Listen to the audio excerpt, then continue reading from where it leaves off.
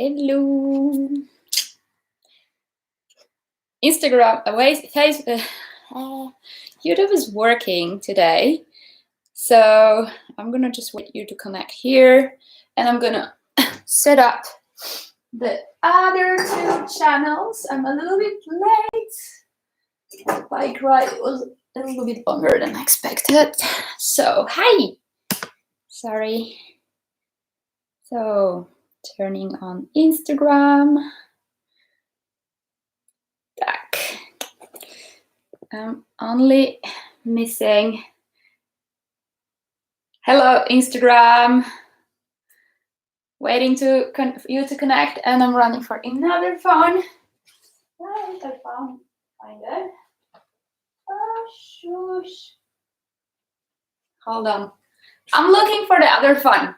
Connect, stay tuned. We are talking about the other equipment. I'm right back.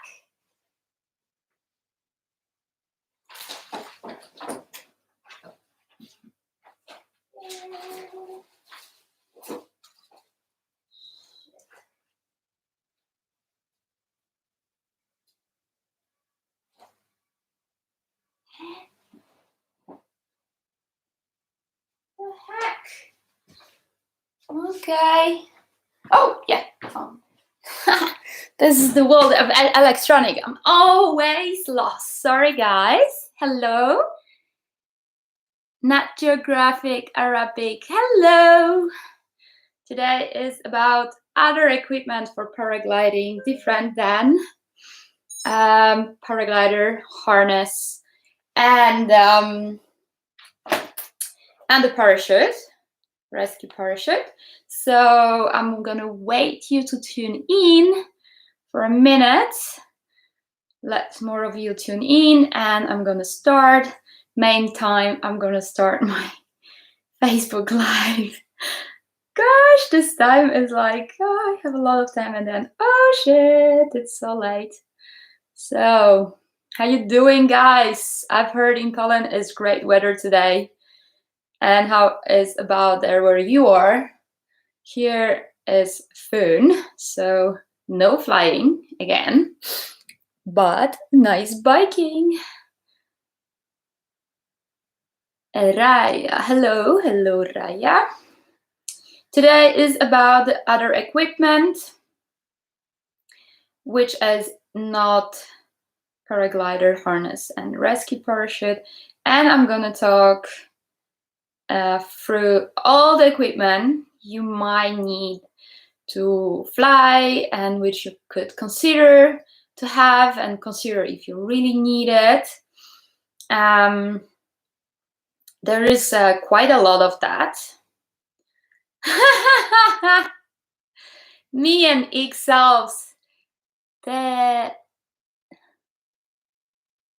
Sherpa, man.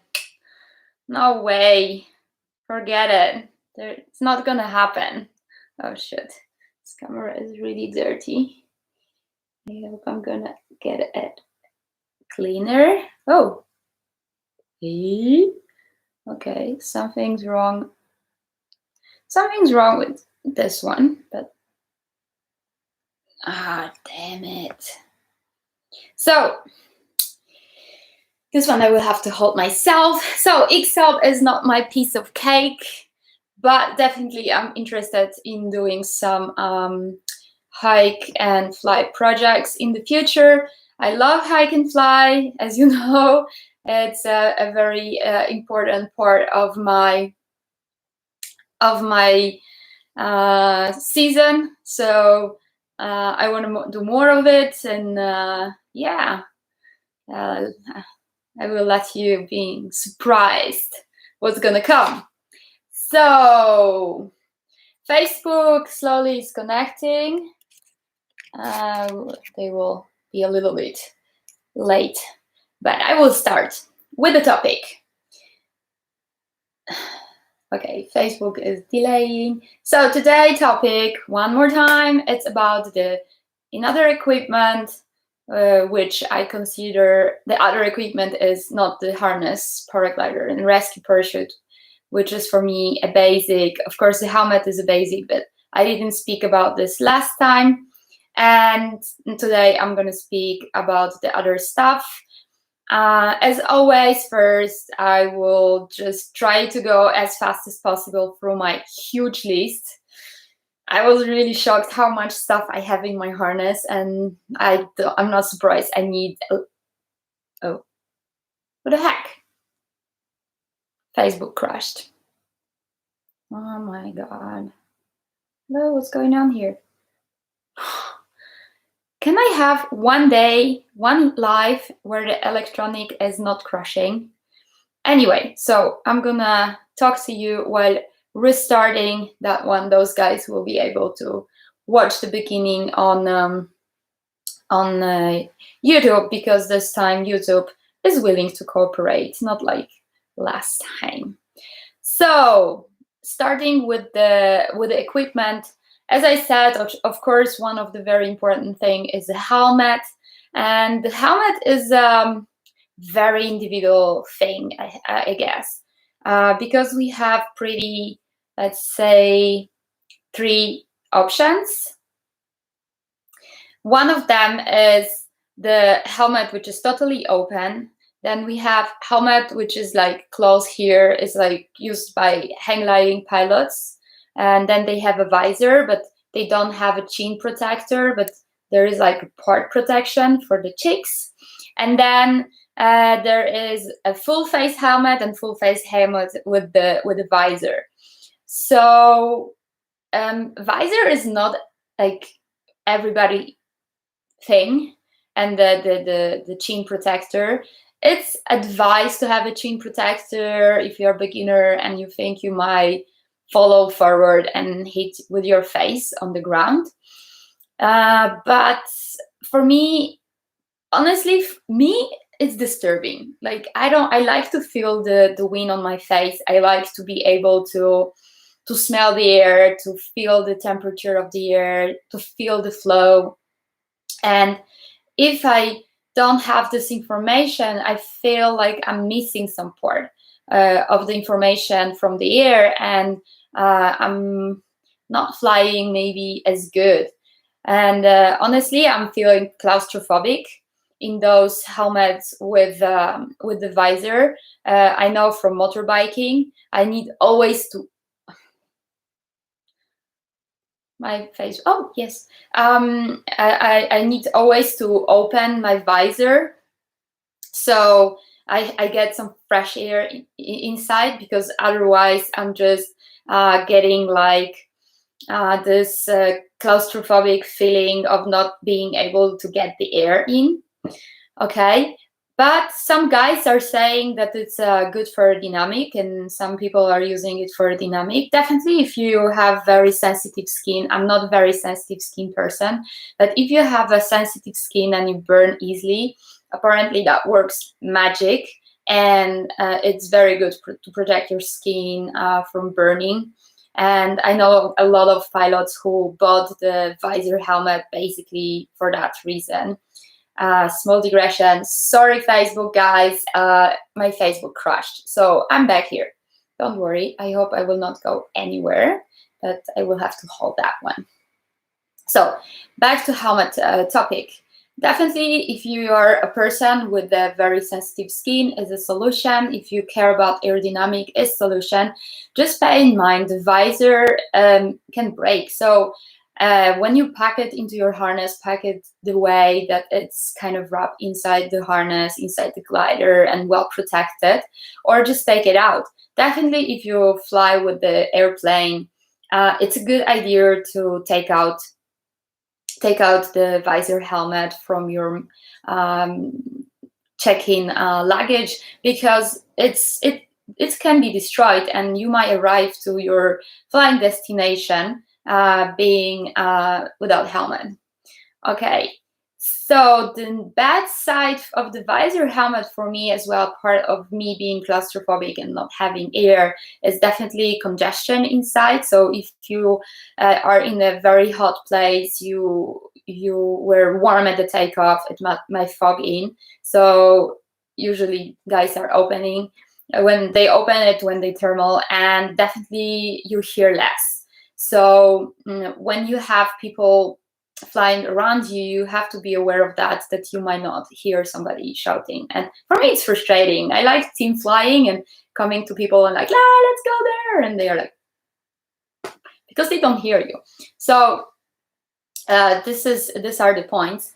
So since we are talking about a helmet and visors, for sure you want to think about sunglasses. And here I would advise you to take something what is a really high quality. So don't save money on glasses, because you know you have only 2 eyes in your life, and if you damage them, you will have to live with this problem till you die. So if you have a problem with your teeth, you can always replace them.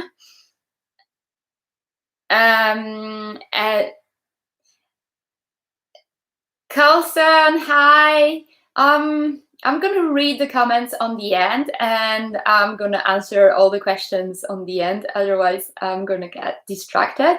Thank you very much for your comment, and I will come back to it later.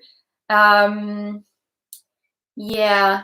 So Carlson about the helmet is saying not doing full face helmet, sun cream 2000 plus, losing feel of the air in the face is like losing hearing for more too. Yeah, totally agree with that. And Carson is you are Swedish, right?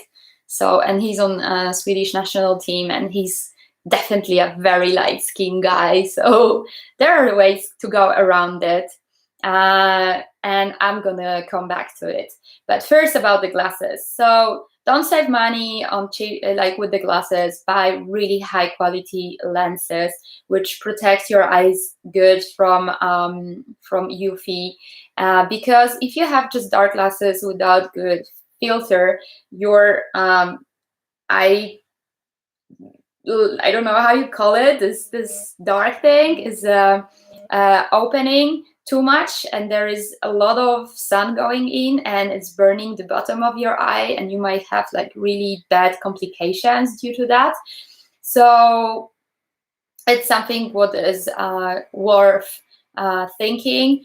For sure, I was super excited. I'm still super excited to be supported by Maui Jim with the glasses, because they are made for Hawaii sun with a lot of reflection from the water, from the sand. So very strong sun. And honestly, since I have them, I feel the difference. Like my eyes are not so tired, not so dry at the evening, and it's fantastic. For flying, I use goggles. And because I use goggles, not sunglasses, because with sunglasses, I get too much air flow on my eyes and they tend to get dry. Plus, most of cool glasses, they are like flat in front and they always have a side. And I like to have like full covered with the one lens. And here, like me, I'm using Zell Optics because they have, for sure, because they are supporting me, but because they have really awesome lenses, and they have lenses which called automatic, so they are adapting the darkness according to the sun. It's not like I lost the word. These glasses which are going really extreme differences, but slightly. Other brands are doing as well these glasses which are changing a lot of color, and I think for flying it's a very cool feature on the goggles, because when you're under the clouds and you have dark goggles, then you might oversee somebody and you just don't see so much. And then when you go from under the cloud outside, then you have a lot of sun suddenly, and it might be too much for your eyes. So this is a good idea to just check it out on light adaptable glasses. I will find the name of it. Just like I just don't get it into my brain. Alrighty, so since we were talking about burning your face, definitely use sun creams, which are made for big sun exposure. So that, like, if a sun cream have on it 50 plus and 50 plus is not the same, although it's the same on the package. If you have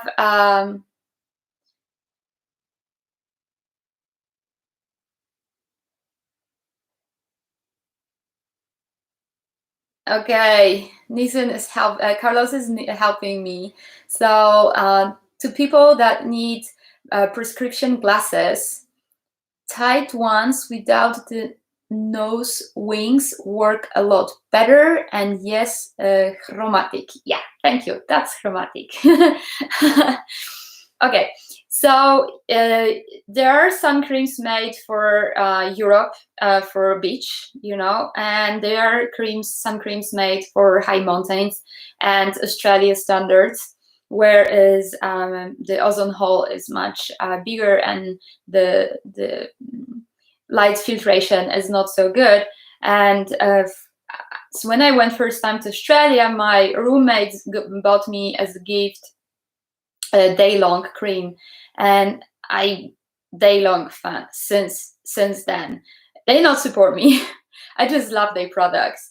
I've tried several other products. So like when I go to Brazil and I didn't have a day-long because I didn't fit into my luggage, I got the local sun cream from good brand, and then it works. But if you take European cream and go to Brazil, go to Colombia, or even fly, putting normal sun cream on your face in the Alps without covering your face extra, you're gonna burn big time. So that's why I trust Daylong, and they have those jelly base sun creams especially for the face. And what is doing, which I don't like, normally I don't like sun creams because they are like sticky and white, and you know, this one, it doesn't do that. Another option for face protection is surfer sticks. So these are just very thick one color stick, like not like lipstick, but just white, and you just put on your face, and it's protecting you very well. I prefer to put just like balaclava, and then all like with the goggles and balaclava, there is nothing of me sticking out, and I'm good served with that. So moving to different gear and face protection, for sure, when we go to fly, it's nice to have a GPS with a variometer, or at least variometer on beginning, and probably with your first buy, you would like to invest a little bit more and have like a GPS variometer combo. You don't have to go on the beginning into very expensive fancy stuff, because you won't use it.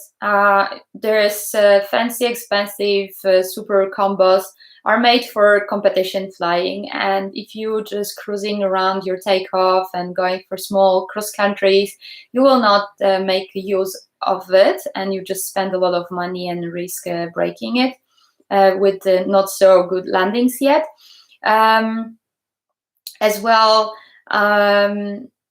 yeah, the other like why you need maybe as well on the beginning a GPS in your variometer is that you will get some extra information about the wind direction and strength, because those devices are calculating through your drift in the thermal where the wind is coming from and how strong it is. And that's a good thing to know in the air, especially when you are still overwhelmed with a lot of things happening around you.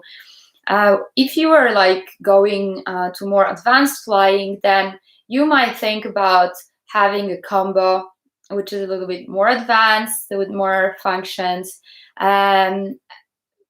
or like me, just go for some sort of software like EC Track. I love it. I use it. It's super user friendly. It's open source. So please just donate those guys. They develop stuff, put there for free, and it works fantastic. The only thing you have to pay in mind is the device you're putting it on, because if you use some super cheap phone with very bad GPS quality and no pressure sensor, then it might work worse. For sure it's going to work worse, and especially if you play some competition, you might have a troubles with making the task. Then for sure the other option is to have a tablet or cell phone, and then have external GPS variometer sensor. So they are like this super tiny devices which you can connect with Bluetooth to your phone, and then or your tablet, and then your precision is much better. And then you can use the small devices as a BB only when you go hike and fly, and it's a cool other option. So definitely for a hike and fly, to have a big combo GPS, it's maybe not so practical because you want to be light and fast. So if you have just a BB and on your phone XT Track, you have really all information. I mean, like, not BB brand. This is one of the brands doing the super small variometers. There is like a lot of brands now on the market. I don't even have the overview anymore. So just, you know, make your mind about this. There is a lot of options. Okay, I need to speed up because we have 22 minutes and I still not really through most of the stuff. Okay, so GPS done. When we are talking about devices, the another like cool thing is, especially if you fly for big cross-country flights or you go to funky places which have no cell phone reception or live trackers, there is a lot of brands now on the market doing live trackers like Garmin InReach or Spot, or I think Pips is having on right now, and it's a cool thing to have. Now you can communicate with your phone over these devices. They're more and more user friendly, super easy, and it's a good thing to have to stay safe. You know, when I started to fly cross country, we didn't have this kind of stuff, and I was really worried about going in the back country, like, you know, flying over not habited spaces, because in case I would crash, nobody would find me. And now it's so much better and easier, especially when you send your link to your live tracking to some friend who is on the ground and can follow you. I was doing it for some friends in France. When I was injured, I was basically sitting at home and watching them flying cross country. It was kind of frustrating, but well, I was injured, and at least I could do something positive for other people watching over their safety. Okay, when we go through in other equipment, okay, so backpack is super, like, some paragliding brands are giving the backpack, I feel like, only like a storage thing, and they are super uncomfortable to carry around, even if for a few minutes. Some brands are now getting more smart and doing better backpacks, which are more useful as well to travel, because they are, you know, the things are not falling out if in the airplane people pull it on wrong side. So check the backpacks, like, if you bump out somewhere and you need to walk, then you want to have something comfortable. And especially when you do hike and fly, you want to have something comfortable. I tested a lot for hike and fly heavier gear, and I have now Colibri because I found it the most durable and most comfortable backpack for me to carry around. And I'm still using it. I'm super happy. They have now 2 sizes available. So, and even like extension to the bigger size if you want to go for longer flights, more equipment, more gear. In other comfortable, and they have the cool option because they have like these pockets for drinking bottles, so you don't need to have a camel bag, which is usually getting warm on your back, and you're drinking basically warm water. I prefer definitely this 2 small bottles on the sides. Same system like this have as well Subair XL backpack. It's less rigid, but still very, very comfortable. And as well, the new Skywalk, it looks super nice. And there is a more durable version made together with Saliva. It's a little bit pricey, but I see like a lot of people are happy with that and using it. I didn't test it myself. I just got it in my hand and it looks really cool. For lighter gear, I have the Ozone. As you know, I have the Ozone Ultralight 4, and it's coming with a backpack, and it's perfectly fit my ultralight, my helmet, my light harness and rescue, and it's really, really super comfortable. I just hiked like last week 2 times, altogether more than 3 hours, and it was perfect. Just don't stuck in the trees. I broke it on the tree. I was bushwalking on the second hike, but it's easy to repair. Just a little bit of rip stop and done. And it's very comfortable to run as well. It's like kind of a little bit bigger running backpack. So another another thing you could think about is to have a sausage bag for your glider. It's so much easier to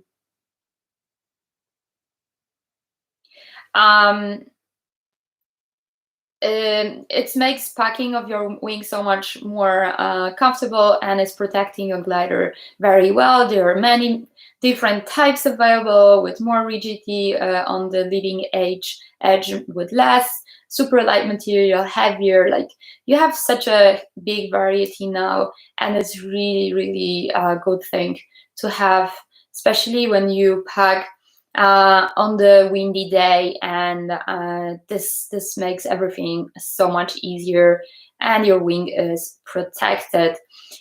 When we speak about the wing protection, another cool thing to think about is, especially if you are flying competition or you want to prepare your gear at the takeoff and then wait for the conditions to come, it's to have something to put over your glider and protect it from the sun. Not that it's in the sun for many hours, because the lifespan of your wing gonna go down radically. So I have a Ozone sombrero, which is very cool thing, especially because you can use like a quick bag in case, for example, it's starting to rain on the takeoff, like it's sometimes happening in Brazil, and you can just like use it like a quick pack.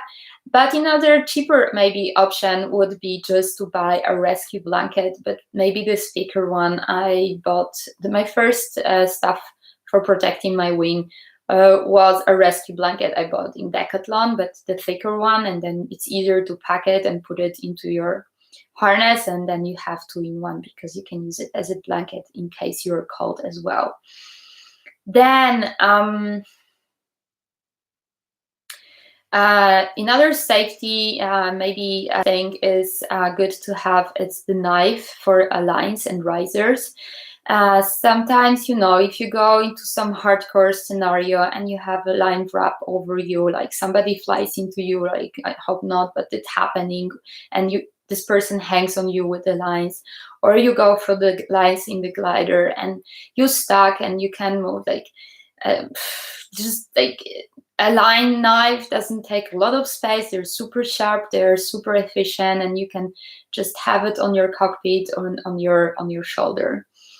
Another thing for safety, if you flying like D and CCC gliders, it's anti-G, and I have 2 of them. One is from Ozone, and I love it. It's works perfectly. The only bad thing is that it's a little bit big, and with my Exoseed I don't have dedicated anti-G pocket, so I needed to find some different solution, and I got from Flow the super small anti-G, which is fitting into my side pocket perfectly. But the negative aspect of that is because I have a big harness, I think there is a lot of like turbulence coming from the harness on the anti-G, and it's quite small, and it's like, you know, you have this like choppy feeling when you're going to spiral, while with Ozone anti-G you don't have this. You have to test for yourself. The question if it's valid to have anti-G on the lower class wings.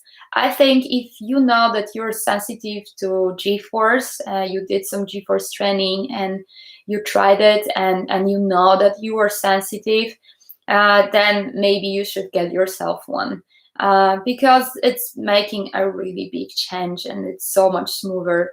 And since we have something like this, why not? Okay, so when we go now for a cross-country flight, what we need to think about is a food, and I am always on the side of natural food, as you know, so I'm throwing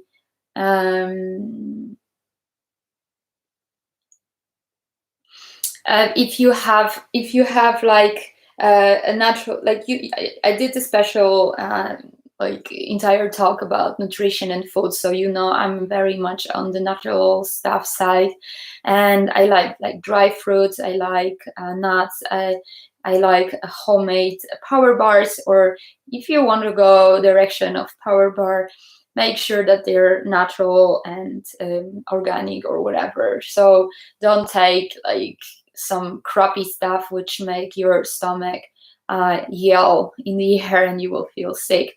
As I said before, for food and water, always use stuff which you tested before and you know how your body is reacting. Side note about the body reaction, same as applying to any medical things you're taking, because if you take some pill because you have like, I don't know, light flu or whatever, and you still want to go to fly, you might get really, really bad in the air, and you are in the air, and it can be dangerous. So every time you use anything into your stomach, just know how you're gonna react on it, and don't experiment and go to fly. So coming back to food, like have it handy. Have it handy, and you know, eating is very important, especially on long flights, because it's gonna keep you focused. And other things that you're gonna keep you focused, which is even more important, as hydration. And here Camelback is, or any drinking pipe system is very good to have.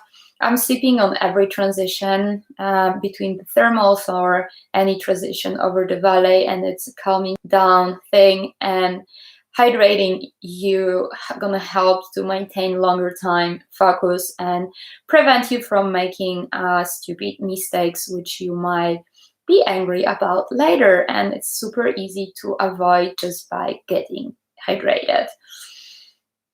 And as well, as I said before, use powders. If you want to put something into your water, put something which you know how you're going to react to, not that you're going to get like bad stomach in the middle of the flight, or like just pain in your stomach. So what goes in has to go out, and how to pee in the air, that's like if you go on the takeoff, the most discussion you're gonna get is the peeing in the air and all dramatic stories. So basically guys are using urinal condoms And here, guys, don't go like too optimistic and take your size, because if you don't not gonna take your size, it's my fall off in the air and you're gonna pee yourself. And make sure that your tube is well in, because you're gonna pee yourself as well. There is like a lot of discussions between guys about the peeing condoms, and there are different types with different glues. Some of you are more sensitive or less sensitive, and if you're gonna get yourself one which is more strong glue, you might have a problem to get it off. And it's painful. So another option to the pee problem, now another phone lost the battery, so I need to hold that one in my hand. Another thing to pee for girls or for some more sensitive guys is, of course, like the diapers, and they are available in different sizes and different shapes and different absorption. There are panties or with like the velcros.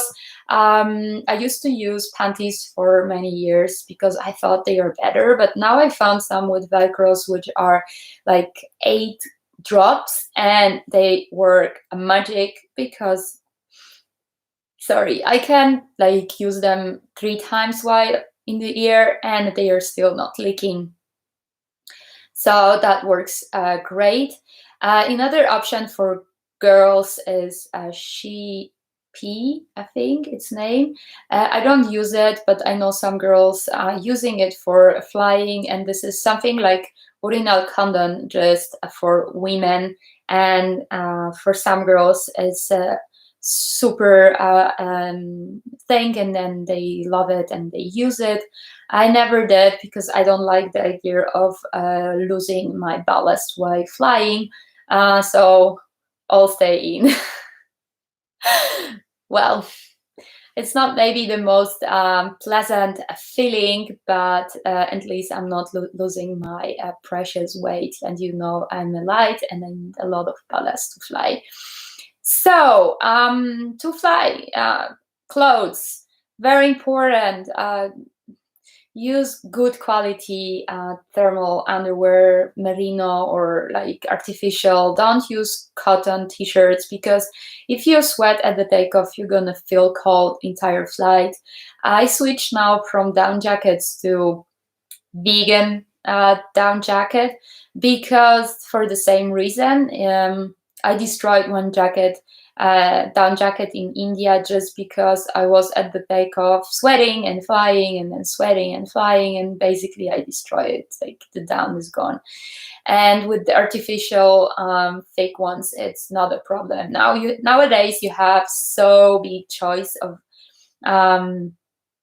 let's say vegan down jackets and different warmth levels.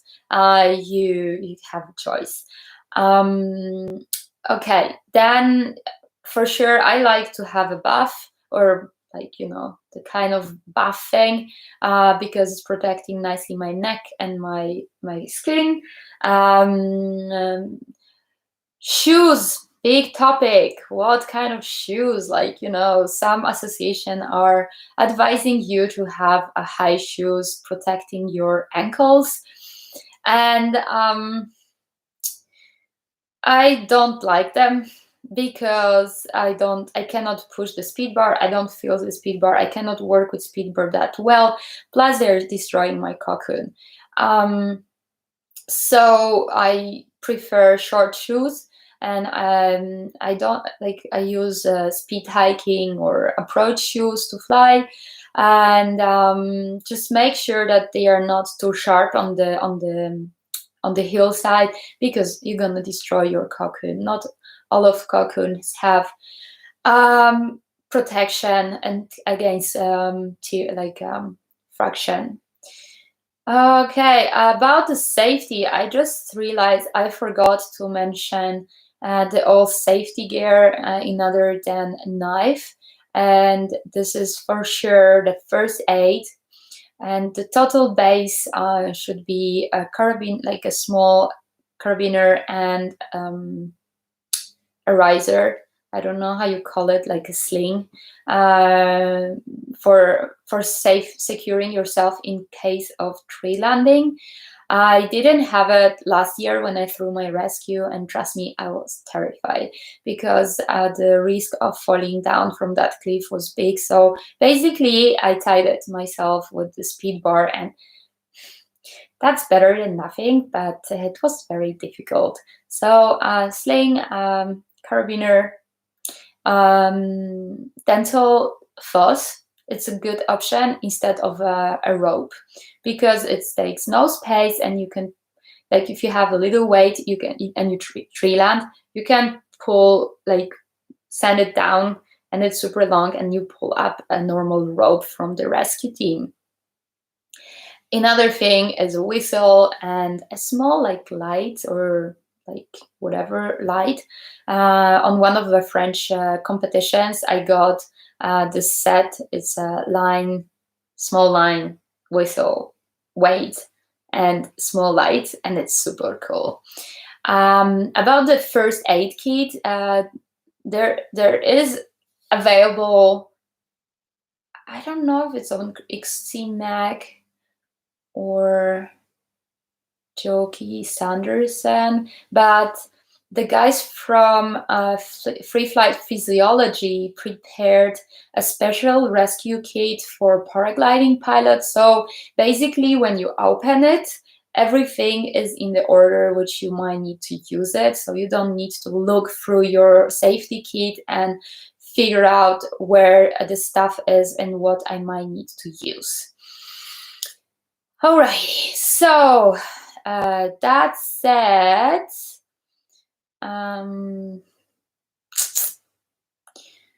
okay, in case you're flying on some days when it can be raining, you might want to have a poncho and or other rain sun protection. Like in Colombia, I usually have a big plastic bag for my wing and umbrella for myself. Umbrella is cool because if you land out in some place where you have no shade and you're waiting for your drift, then you are still having your own shade and you're protected, and you will not get a sun stroke. Sorry, I'm gonna go and put on the light.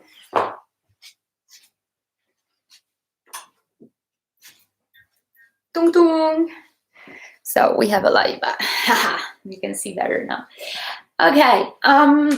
Yeah, umbrella. An umbrella is good for a takeoff, paragliding, because if you have, again, when you have no sun, no shade, the sun is really taking a lot of energy of you, and if you spend a lot of time in the sun and then you go to fly, you may be not able to focus in the air. Okay, and then I really like Carlson.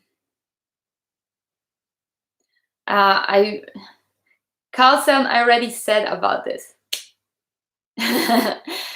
I like to fly with my photo camera to do some photos of my friends and the landscape and share with you on my social media, but it shouldn't be too big and disturbing you. Same as with camera type GoPro.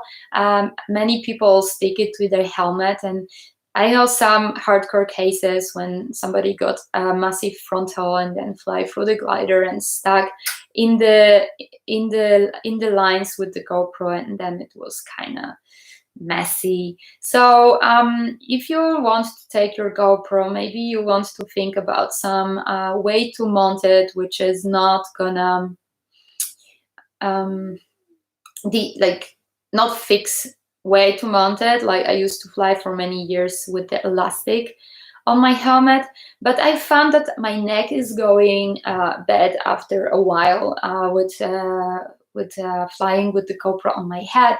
So the other option is I use like a Velcro foot, which I can put on my cockpit, and then I have a GoPro, and then I can turn it there and back. Like there is like this turning head, or just on the stick in my pocket, and I just take it out when it's safe. And like this, I can do in my direction, in this one, I can film all over around. Just pay in mind that whatever you take with you should not take your attention and that make something dangerous for you. Of course, take a wallet with money and ID with you, just in case. Hat against the sun is good as well. I think I'm done. I just have to double check.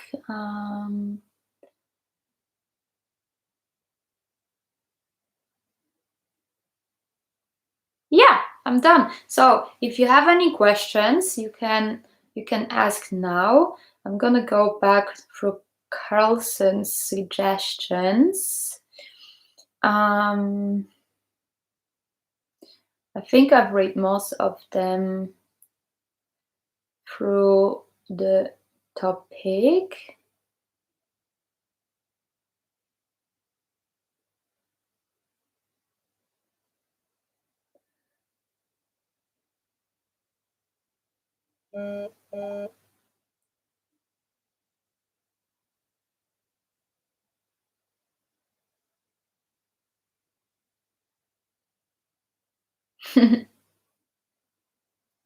Yeah, Carol, was about peeing. Everybody is very individual, but I think it's more dangerous not to drink in the air and get dehydrated and lose conscious or lose focus. And I know 2 girls losing conscious in the air because of dehydration, because they didn't drink enough and because they didn't want to pee in the air.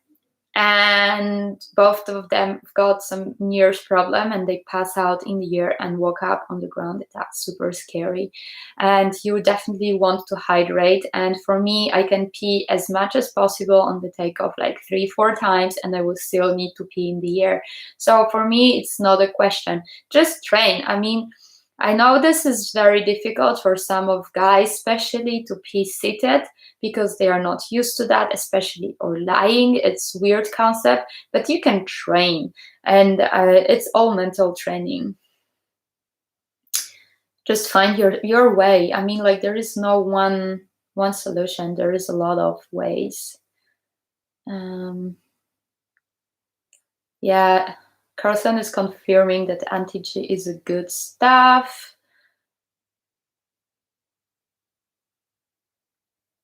Confirming about the food. Yeah, and about the blanket. Yeah, so I will see what's going on Instagram.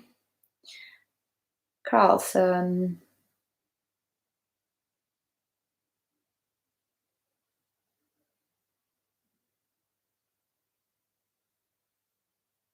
Yeah, Carson is saying that the dehydration is definitely bad, and another option is just the Superman peeing style, or I call it like flying Jesus. So basically, some guys are managing to stand up in the harness, open whatever they need, unzip and stick it out, and they just pee like this. I have like collection of past times photos of top pilots doing this. Just don't pee in the thermals because the people below you will be not super happy. But definitely it is a solution.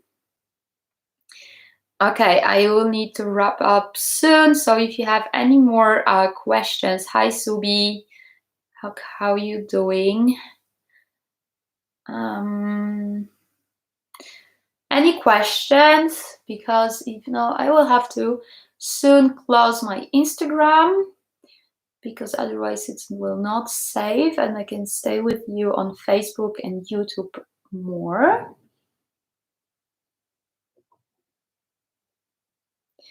So, oh, hi Subi.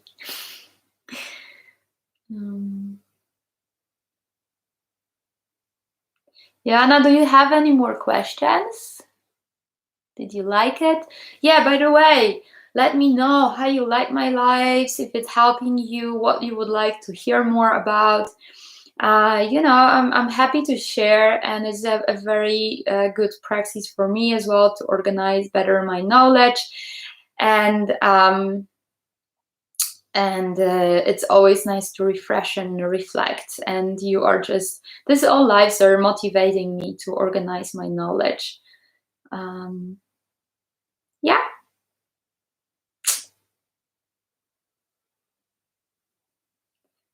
Hi, Roy. Okay. Good. So I see no more questions are coming. So, Joanna is saying, was a great review, always a little deep bits to learn. Yes, sure. My Polish version was missing few pieces of gear. I didn't realize because it was just so obvious that I have it with me.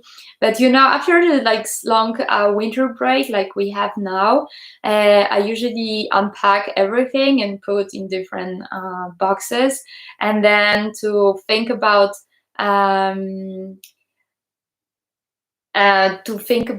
this. What I was taking with me is really frustrating, especially when you get to take off and you realize that you forgot something. So don't forget to charge your devices. Yeah, Joanna is saying that this woman device was cheap, and you can go online and look at that. Carlson say anything that makes paragliding safer and better help. Heals.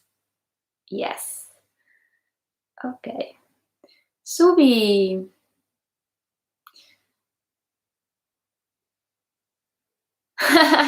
Subi, you miss my live talks. I'm talking live since more than months.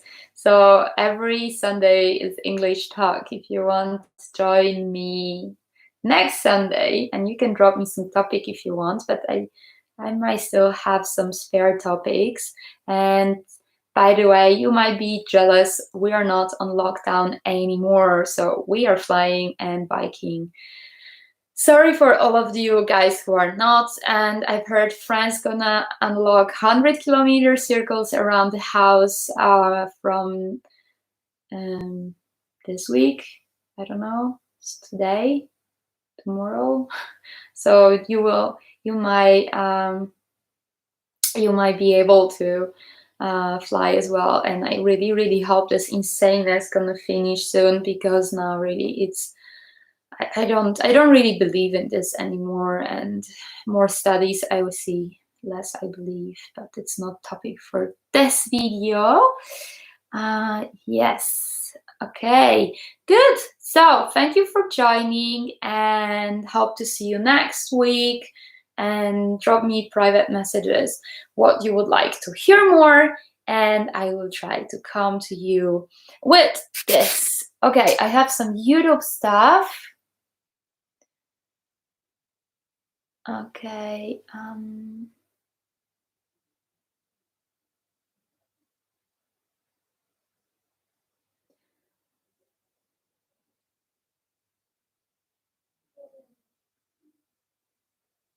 Okay. It's not like there. I have a question on YouTube which is not addressing the topic of today, but it's a good question. How to store your paraglider while longer period of time, like the lockdown or winter season, and not everybody of us have this comfort to open your paraglider and leave it loose in some dry and warm place. But you can at least, like, if you have a sausage bag, just open it. And I used to slide it under my bed, and it's already good enough. And just keep it dry and not super warm, but just dry and normal temperature. and it's gonna be happy. If you keep your gear wet, it's gonna mold. But I've got the gear talk like the week before and the week before, so you can come back there and watch more about gear talk. Good. Hannah, thank you very much for your nice comment. I'm sorry you put it off. I didn't read it, but because it was not a question, and it's very nice of you. Thank you. And I hope to bring you more of high quality, like maybe not high quality because I'm recording on my devices, which I have at home, but at least high quality in content. Information.